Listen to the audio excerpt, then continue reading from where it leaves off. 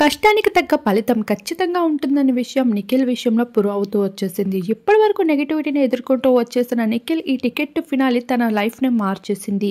ఇక ticket to finale రేస్కి Manas ప్రియాంకలు అడుగుపెట్టి second level టాస్క్ని మొదలుపెట్టేశారు. అదే మిగతా కంటెస్టెంట్స్ అయిన నిఖిల్, పృథ్వీ, నాబిల్, ప్రేరణ, అవినాష్ వీళ్ళ ఐదుగురితో అయితే పజల్ టాస్క్ని మొదటగా మొదలుపెట్టేశారు.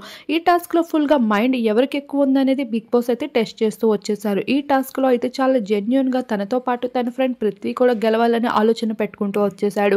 అలానే అందరికీ ఈక్వల్గా చూస్తూ కనిపించేశాడు. అయితే అందరూ కూడా ఈ పజల్ టాస్క్లో అయితే ఓడిపోయారనే చెప్పుకోవచ్చు. ఇక ఈ పజల్ టాస్క్లో ఓడిపోవడం వల్ల ఇక చేసేదేమీ లేక బిగ్ బాస్ మరో అవకాశం అయితే హౌస్మెంట్స్కి అందించడం జరిగింది.